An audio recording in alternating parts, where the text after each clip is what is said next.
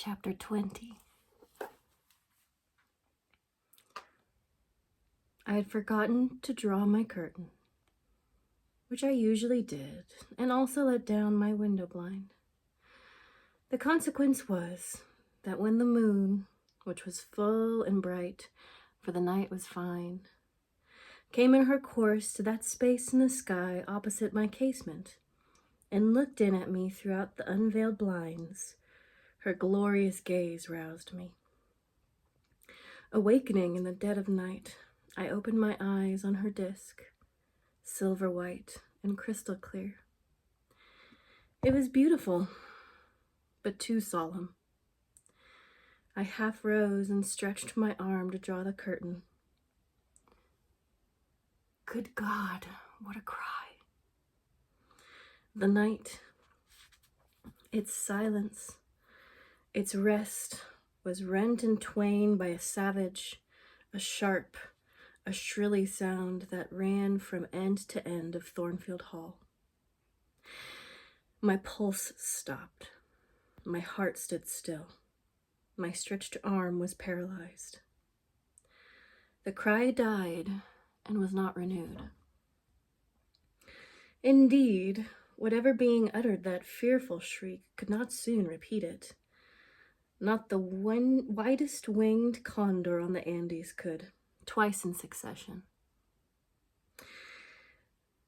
Sent out such a yell from the cloud shining his ear, he did. The thing delivering such utterance must rest ere it could repeat the effort. It came out of the third story, for it passed overhead. And overhead, yes, in the room just above my chamber ceiling, I now heard a struggle. A deadly one it seemed from the noise, and a half-smothered voice shouted, "Help! Help! Help!" 3 times rapidly. "Will no one come?" it cried. And then, while staggering and stamping went on wildly, I distinguished through plank and plaster, "Rochester! Rochester, for God's sake, come!" A chamber door opened. Someone ran or rushed along the gallery. Another stamp stepped on the floor above, and something fell. And there was silence. I had put on some clothes, though horror shook all of my limbs. I issued from my apartment. The sleepers were all aroused. Ejaculations, terrified murmurs sounded in every room. Door after door unclosed. One looked out and another looked out. The gallery filled.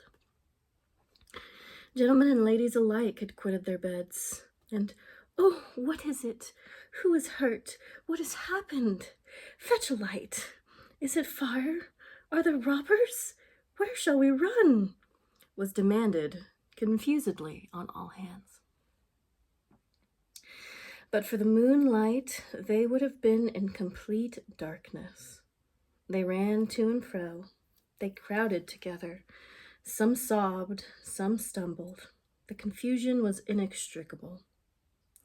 "Where the devil is Rochester?" cried Colonel Dent. "I cannot find him in his bed." "Here, here," was shouted in return. "Be composed, all of you. I am coming." And the door at the end of the gallery opened, and Mr. Rochester advanced with a candle. He had just descended from the upper story. One of the ladies ran to him directly. She seized his arm. It was Miss Ingram. "What awful event has taken place?" said she. "Speak! Let us know the worst at once." "But don't pull me down or strangle me," he replied. For the Mrs. Eshtons were clinging about him now, and the 2 dowagers in vast white wraps were bearing down on him like ships in full sail. All's right, he cried. "It's a mere rehearsal of Much Ado About Nothing. Ladies, keep off, or I shall wax dangerous." And dangerous he looked. His black eyes darted sparks. Calming himself by an effort, he added, "A servant has had the nightmare. That is all. She's an excitable, nervous person. She construed her dream into an apparition, or something of that sort, no doubt, and has taken a fit with fright. Now, then, I must see you all back into your rooms, for, till the house is settled, she cannot be looked after. Gentlemen, have the goodness to set the ladies the example. Miss Ingram, I am sure you will not fail in evincing superiority to idle terrors. Amy, Louisa, return to your nests like a pair of doves as you are. Mesdames, to the dowagers, you will take cold to a dead certainty if you stay in this chill gallery any longer." And so, by the dint of alternative coaxing and commanding, he contrived to get them all at once more enclosed in their separate dormitories. I did not wait to be ordered back to mine, but retreated unnoticed, as unnoticed I had left it. Not, however, to go to bed. On the contrary, I began and dressed myself carefully. The sounds I had heard after the scream, and the words that had been uttered, had probably been heard only by me, for they proceeded from the room above mine. But they assured me that it was not a servant's dream which had thus struck horror through the house, and that the explanation Mr. Rochester had given was merely an invention framed to pacify his guests. I dressed, then, to be ready for emergencies. When dressed, I sat a long time by the window, looking out over the silent grounds and silvered fields, and waiting for I knew not what.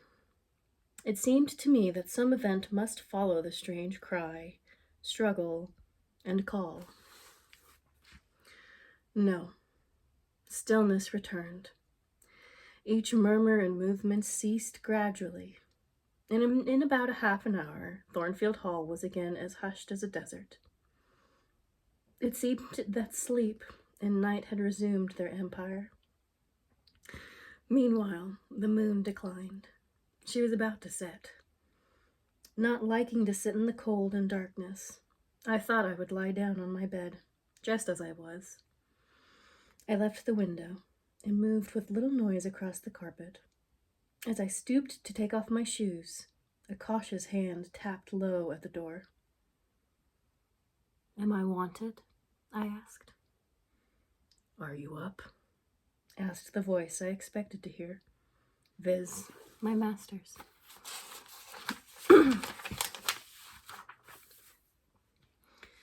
"Yes, sir." "And dressed?" "Yes." "Come out, then, quickly." I obeyed. Mr. Rochester stood in the gallery, holding a light. "I want you," he said. "Come this way. Take your time, and make no noise." My slippers were thin. I could walk the matted floor as softly as a cat. He glided up the gallery and up the stairs, and stopped in the dark, low corridor of the fateful third story. I had followed and stood at his side. "Have you a sponge in your room?" he asked in a whisper. "Yes, sir." "Have you any salts, volatile salts?" "Yes." "Go back and fetch both." I returned, sought the sponge on the washstand, the salts in my drawer, and once more retraced my steps. He still waited. He held a key in his hand. Approaching one of the small black doors, he put it in the lock. He paused and addressed me again. "You don't turn sick at the sight of blood?" "I think I shall not. I have not been tried yet." I felt a thrill while I answered him, but no coldness and no faintness. Just give me your hand, he said. It will not do to risk a fainting fit. I put my fingers into his. Warm and steady, was his remark. He turned the key and opened the door. I saw a room I remembered to have seen before, the day Mrs. Fairfax showed me over the house. It was hung with tapestry, but the tapestry was now looped up in one part, and there was a door apartment, which had then been concealed. The door was open. A light shone out of the room within. I heard thence a snarling, snatching sound, almost like a dog quarreling. Mr. Rochester, putting down his candle, said to me, "Wait a minute." And he went forward to the inner apartment. A shout of laughter greeted his entrance, noisy at first, and terminating in Grace Poole's own goblin ha, ha, ha. She was in there. He made some sort of arrangement without speaking, though I heard a low voice address him. He came out and closed the door behind him. "Here, Jane," he said, and I walked round to the other side of a large bed, with which its drawing curtains had concealed a considerable portion of the chamber. An easy chair was near the bedhead. A man sat in it, dressed with the exception of his coat. He was still. His head leaned back. His eyes were closed. Mr. Rochester held the candle over him. I recognized in his pale and seemingly lifeless face the stranger, Mason. I saw, too, that his linen on one side and one arm was almost soaked in blood. "Hold the candle," said Mr. Rochester, and I took it. He fetched a basin of water from the washstand. "Hold that," said he. I obeyed. He took the sponge, dipped it in, and moistened the corpse-like face. He asked for my smelling bottle and applied it to the nostrils. Mr. Mason shortly unclosed his eyes. He groaned. Mr. Rochester opened the shirt of the wounded man, whose arm and shoulder were bandaged. He sponged away blood, trickling fast down. "Is there imminent danger?" murmured Mr. Mason. "Pooh, no, a mere scratch. Don't be so overcome, man. Bear up. I'll fetch a surgeon for you now, myself. You'll be able to be removed by morning, I hope. Jane," he continued. "Sir?" "I shall have to leave you in this room with this gentleman for an hour, or perhaps 2 hours.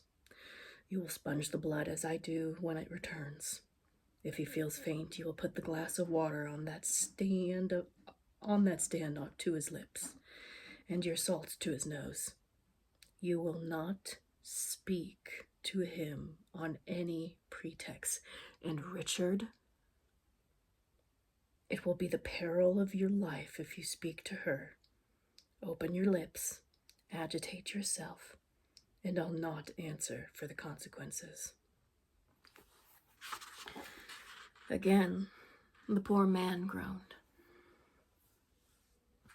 He looked as if he dared not move. Fear, either of death or of something else, appeared almost to paralyze him. Mr. Rochester put the now bloody sponge into my hand, and I proceeded to use it as he had done. He watched me a second, then saying, "Remember, no conversation," he left the room. I experienced a strange feeling as the key grated in the lock, and the sound of his retreating steps ceased to be heard. Here, then, I was, in the 3rd story, fastened into one of its mystery cells. Night around me, a pale and bloody spectacle under my eyes and hands, a murderess hardly separated from me by a single door. Yes, that was appalling. The rest I could bear, but I shuddered at the thought of Grace Poole bursting out upon me. I must keep to my post, however. I must watch this ghastly countenance, these blue, still lips forbidden to unclose, these eyes now shut, now opening, now wandering through the room, now facing me, and ever glazed with the dullness of horror. I must dip my hand again and again into the basin of blood and water, and wipe away the trickling gore. I must see the lights of the unsnuffed candle wane on my employment, the shadows darken on the wrought antique tapestry round me, and grow black under the hangings of the vast old bed, and quiver strangely over the doors of a great cabinet opposite, whose front, divided into 12 panels, bore, in grim design, the heads of the 12 apostles, each enclosed in its separate panel as in a frame, while above them at the top rose an ebon crucifix and a dying Christ.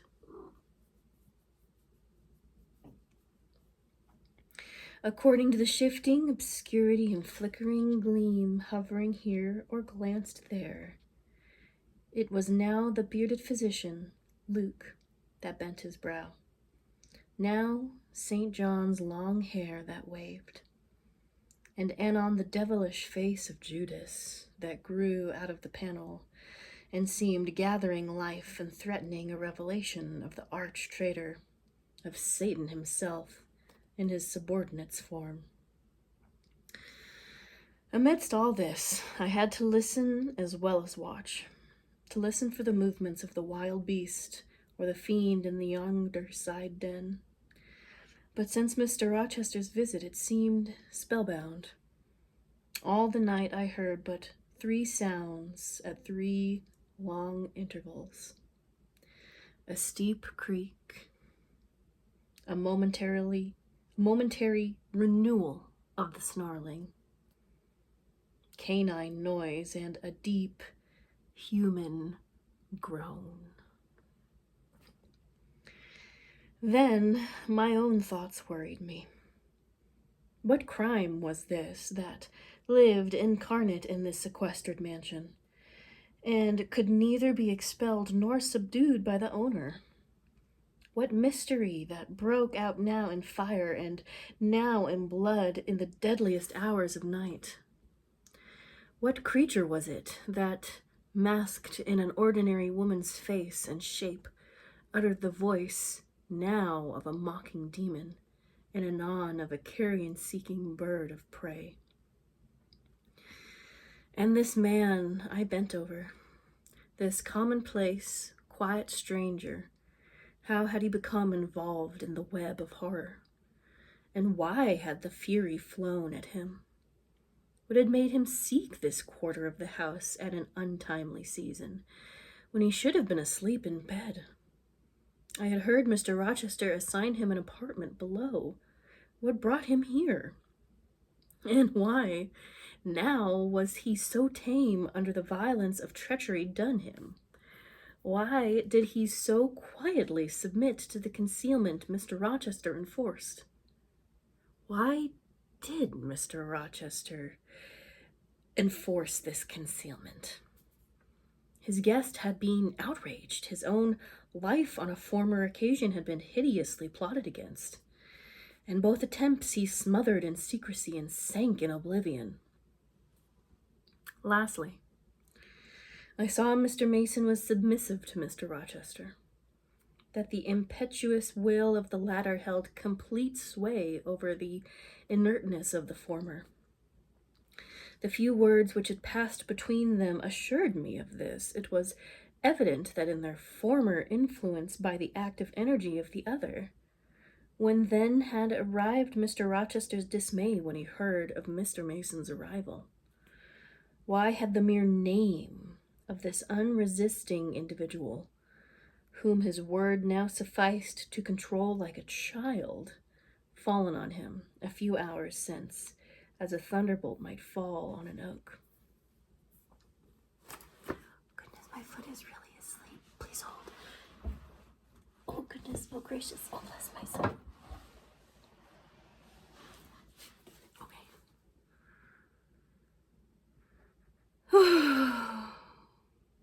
Oh, I could not forget his look and his paleness when he whispered, "Jane, I've got a blow. I've got a blow, Jane." I could not forget how the arm had trembled when he had rested on my shoulder. And it was no light manner which could thus bow the resolute spirit and thrill the vigorous frame of Fairfax Rochester. "When will he come? When will he come?"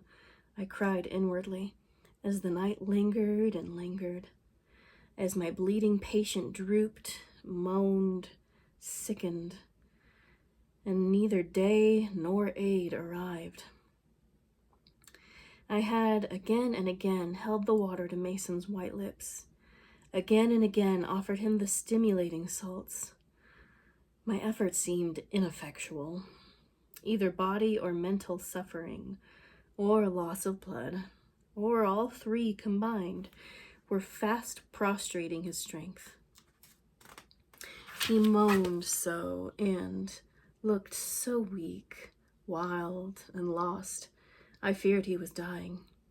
I might not even speak to him. The candle, wasted at last, went out. As it expired, I perceived streaks of gray light edging the window curtains. Dawn was then approaching. Presently, I heard Pilot bark far below, out of his distant kennel in the courtyard. Hope revived. Nor was it unwarranted.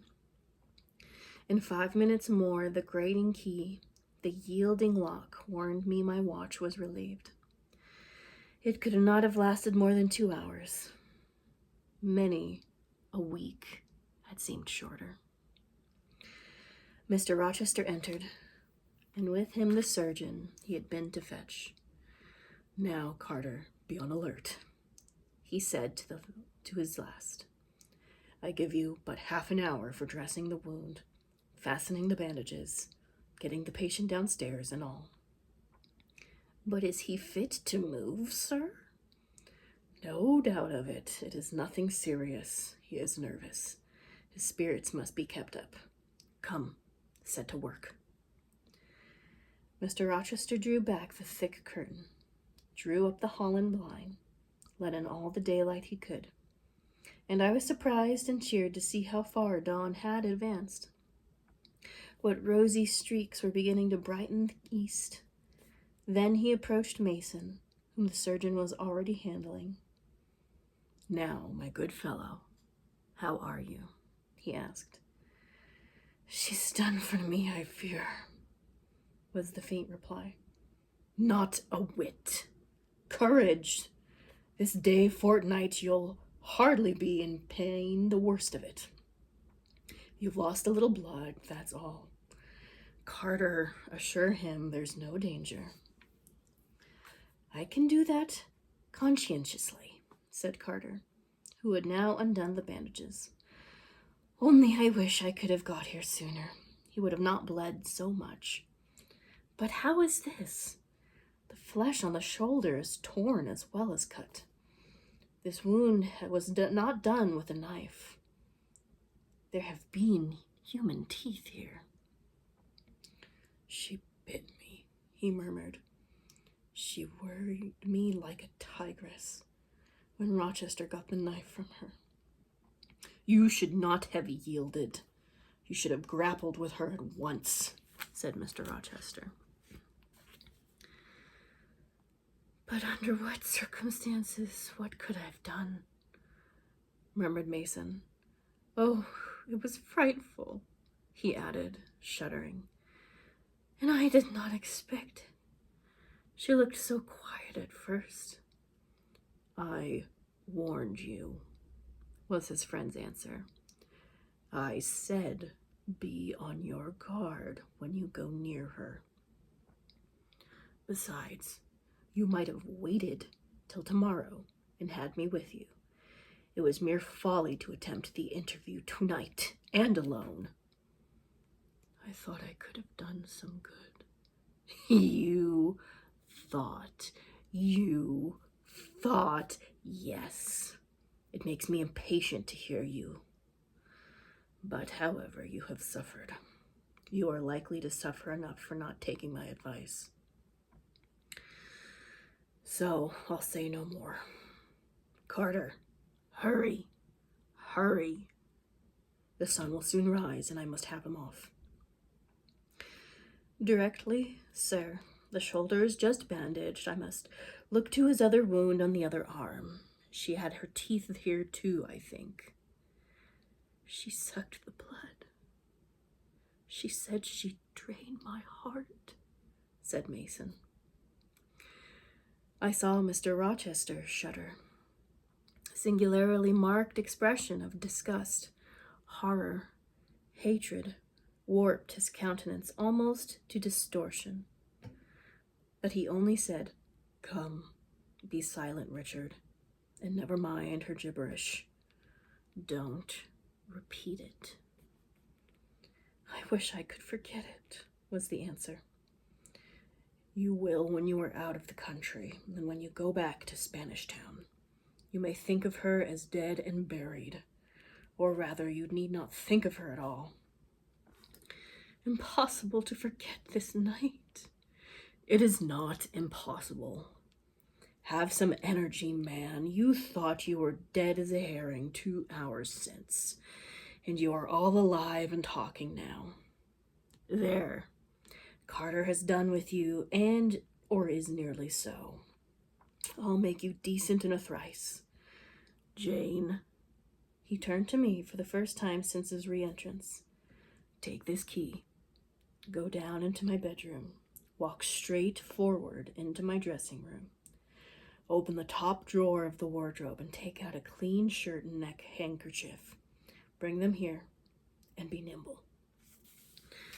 I went, sought the repository he had mentioned, found the articles named, and returned with them. "Now," said he, "go to the other side of the bed where I order his toilet, but don't leave the room. You may be wanted again." I retired as directed. "Was anybody stirring below when you went down, Jane?" inquired Mr. Rochester presently. "No, sir. All was very still." "We shall get you off cannily, Dick, and it will be better, both for your sake and for that of the poor creature in yonder. I have striven long to avoid exposure, and I should not like it to come at last. Here, Carter, help him on with his waistcoat. Where did you leave your furred cloak? Yes, you travel in mink. You can't travel a mile without that. I know, in this damned cold climate. In your room, Jane, run down to Mr. Mason's room, the one next to mine, and fetch a cloak you will see there."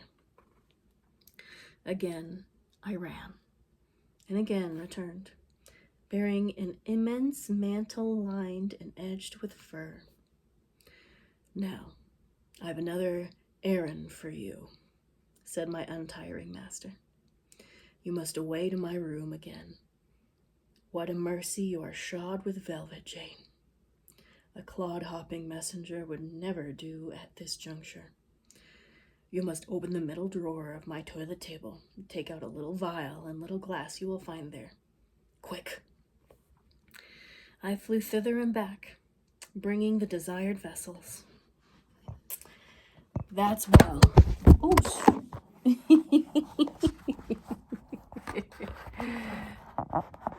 Exciting day for you all.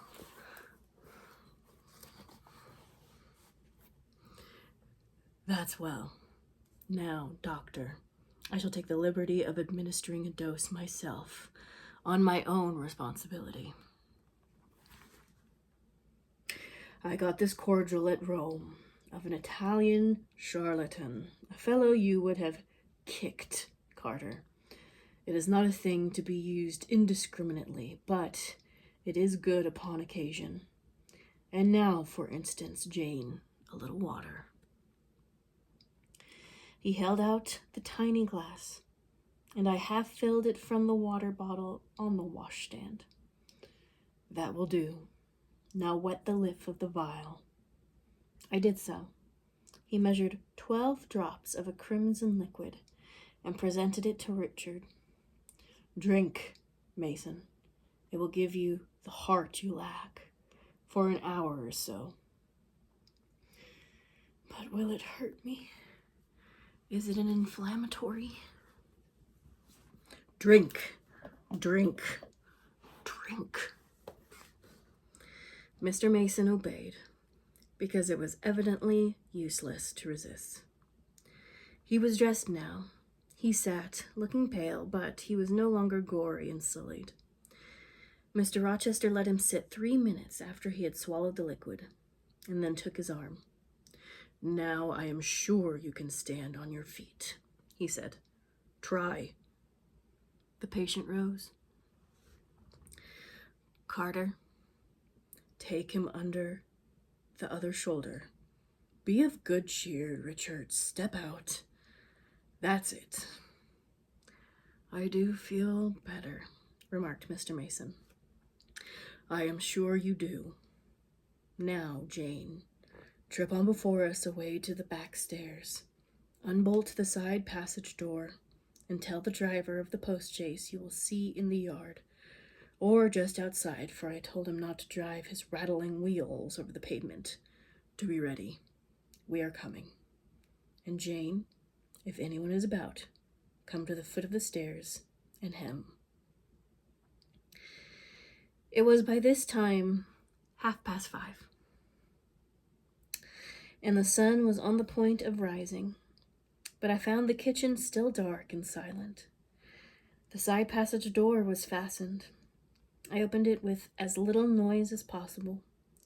All the yard was quiet, but the gate stood wide open, and there was a post-chaise, with horses ready, harnessed, and driver seated on the box, stationed outside. I approached him and said the gentlemen were coming. He nodded, and then I looked carefully round and listened. The stillness of early morning slumbered everywhere. The curtains were yet drawn over the servants' chamber windows. Little birds were just twittering in the blossoming branched orchard trees, whose boughs drooped with white garlands over the wall enclosing one side of the yard. The carriage horses stamped from time to time in their closed stables. All else was still.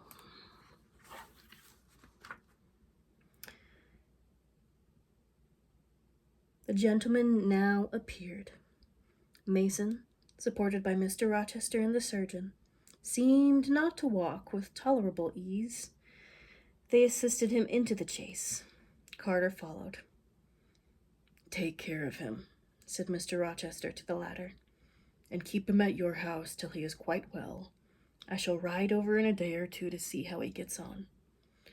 Richard, how is it with you?" "The fresh air revives me, fair. Thank you." "Leave the window open on his side, Carter. There is no wind. Goodbye, Dick. Fairfax. Well, what is it?" "Let her be taken care of. Let her be treated as tenderly as may be. Let her—" He stopped and burst into tears. "I do my best, and have done it, and will do it," was the answer. He shut up the chaise door, and the vehicle drove away. "Yet would to God there was an end of all this," added Mr. Rochester, as he closed and barred the heavy yard gates. This done, he moved with slow step and abstracted air towards the door in the wall bordering the orchard. I, supposing he had done with me, prepared to return to the house. Again, however, I heard him call, "Jane." He had opened the portal and stood at it, waiting for me. "Come where there is some freshness for a few moments," he said. "That house is a mere dungeon. Don't you feel it so?" "It seems to me a splendid mansion, sir." "The glamour of inexperience is over your eyes," he answered, "and you see it through a charmed medium. You cannot discern that the gilding is slime and the silk draperies cobwebs, that the marble is sordid slate and the polished woods mere refuse chips and scaly bark. Now, here," he pointed to the leafy enclosure we had entered, "all is real, sweet, and pure." He strayed down the walk, edged with box, with apple trees, pear trees, and cherry trees on one side, in a border on the other full of all sorts of old-fashioned flowers, stocks, sweet williams, primroses, pansies mingled with southern wood, sweet briar, and various fragrant herbs. They were fresh now as a succession of April showers and gleams, followed by a lovely spring morning, could make them. The sun was just entering the dappled east, and his light illuminated the wreathed and dewy orchard trees and shone down on quiet walks under them. "Jane, will you have a flower?" He gathered a half-blown rose, the first on the bush, and offered it to me. "Thank you, sir." "Do you like this sunrise, Jane? That sky with its high and light clouds, which are sure to melt away all the day waxes warm. This placid and balmy atmosphere it is." "I do, very much." "You have passed a strange night, Jane." "Yes, sir." "And it has made you look pale. Were you afraid when I left you alone with Mason?" "I was afraid of someone coming out of the inner room." "But I had fastened the door. I had the key in my pocket. I should have been a careless shepherd if I had left a lamb, my pet lamb, so near a wolf's den, unguarded even. You were safe." "Will Grace Poole live here still, sir?" "Oh, yes. Don't trouble your head with her. Put the thing out of your thoughts." "Yet it seems to me your life is hardly secure while she stays." "Never fear. I will take care of myself." "Is the danger you apprehend last night gone by now, sir?" "I cannot vouch for that till Mason is out of England. Nor even then. To live for me, Jane, is to stand on a crater crust which may crack and spit fire any day." "But Mr. Mason seems a man easily led. Your influence, sir, is evidently potent with him.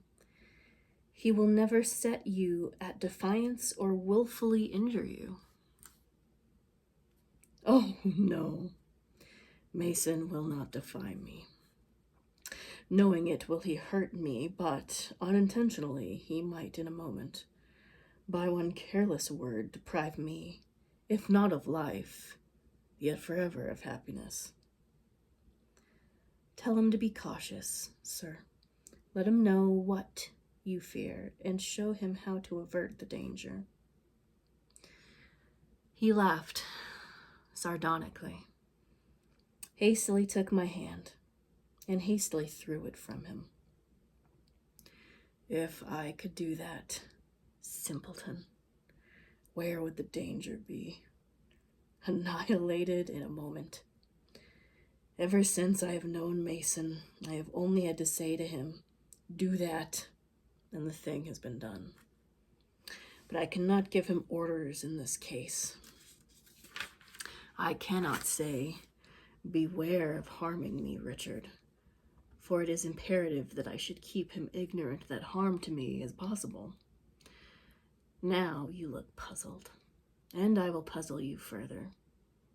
You are my little friend, are you not?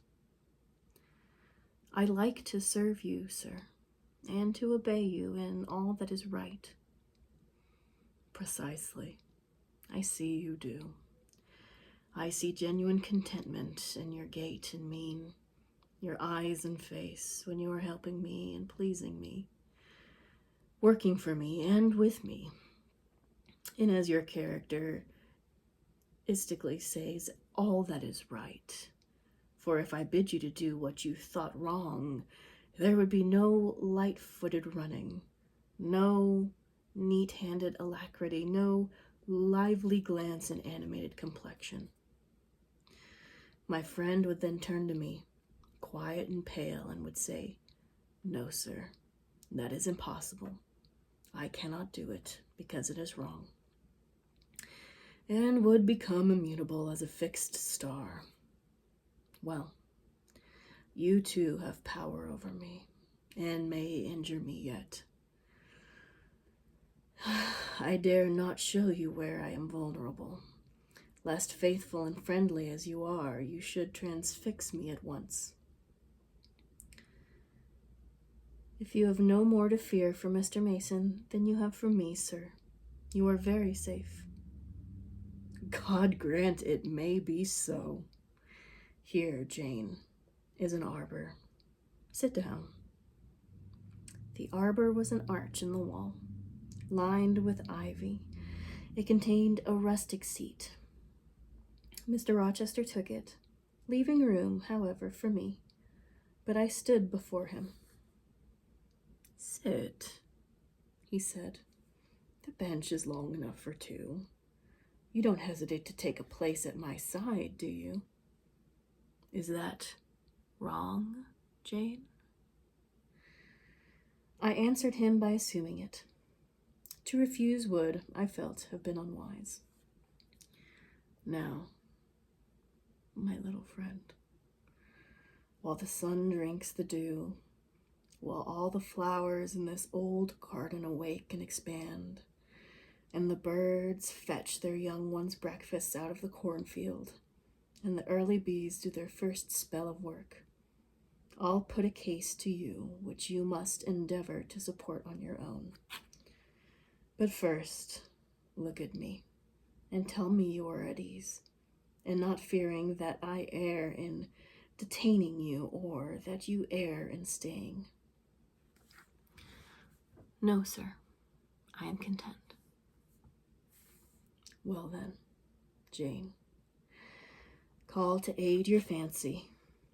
Suppose you were no longer a girl well reared and disciplined, but a wild boy, indulged from childhood upwards. Imagine yourself in a remote foreign land, conceived that you there commit a capital error, no matter of which nature or from what motives, but one whose consequences must follow you through life and taint all your existence. Mind, I didn't say a crime. I am not speaking of shedding blood or any other guilty act, which might make the perpetrator amenable to the law. My word is error. The result of what you might have done become in time to you utterly insupportable. You take measures to obtain relief, unusual measures, but neither unlawful nor culpable. Still, you are miserable. For hope has quitted you on the very confidence of life. Your sun at noon darkens in an eclipse, which you feel will not leave it till the time of setting. Bitter and base associations have become the sole food of your memory. You wander here and there, seeking rest in exile. Happiness and pleasure, I mean in heartless, sensual pleasure, such as dull intellect and blights feeling. Heart weary and soul withered, you come home after years of voluntary banishment. You make a new acquaintance. How or where, no matter.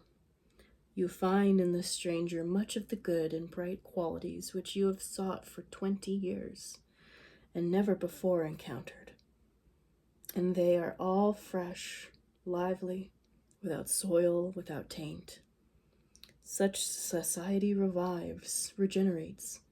You feel better days come back, higher wishes, purer feelings, your desire to recommence your life and to spend what remains of you to your days in a way more worthy of an immortal being.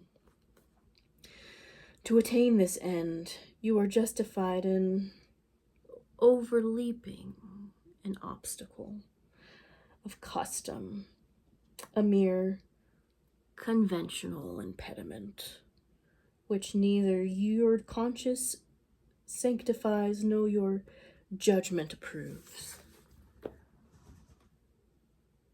Sorry, my other foot is also very asleep.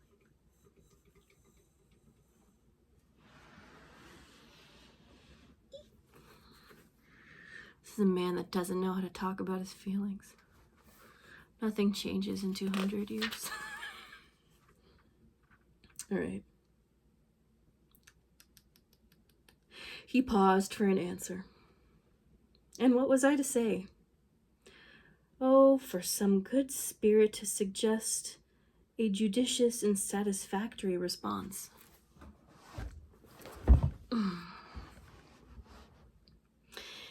Vain aspiration.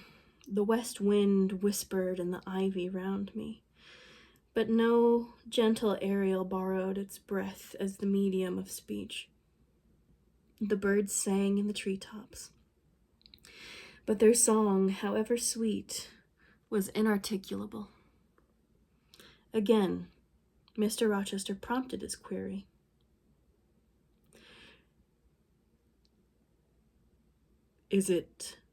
Is the wandering and sinful, but now rest-seeking and repentant, man justified in daring the world's opinions in order to attach to him forever this gentle, gracious, genial stranger, thereby securing his own peace of mind and regeneration of life?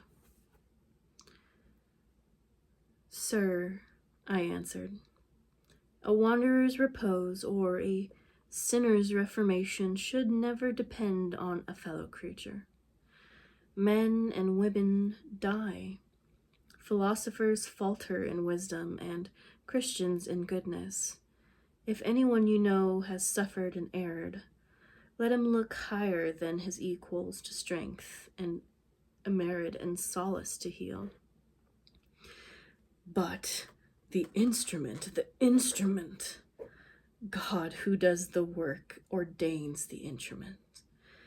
I have myself, I tell it you without parable, been a worried, worldly, dissipated, restless man.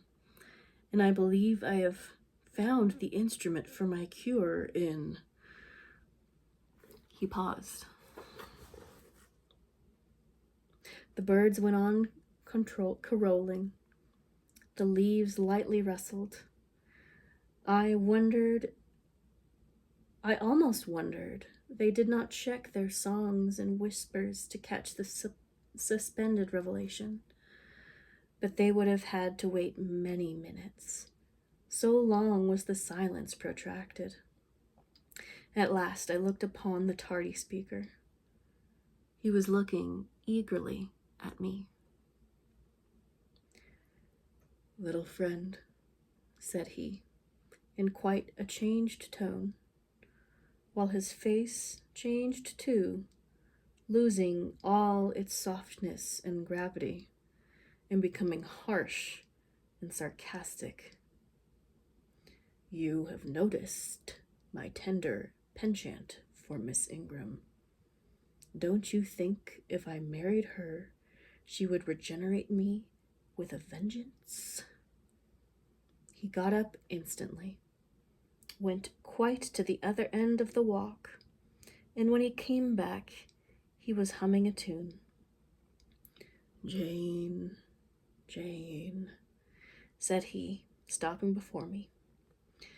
"You are quite pale with your vigils. Don't you curse me for disturbing your rest." "Curse you? No, sir." Shake hands in confirmation of the word. What cold fingers! They were warmer last night when I touched them at the door of the mysterious chamber. Jane, when will you watch with me again? Whenever I can be useful, sir. For instance, the night before I am married, I am sure I shall not be able to sleep. Will you promise to sit up with me, to bear me company? To you I can talk of my lovely one, for now you have seen her and know her." "Yes, sir." "She's a rare one, is she not, Jane?" "Yes, sir." "A strapper, a real strapper.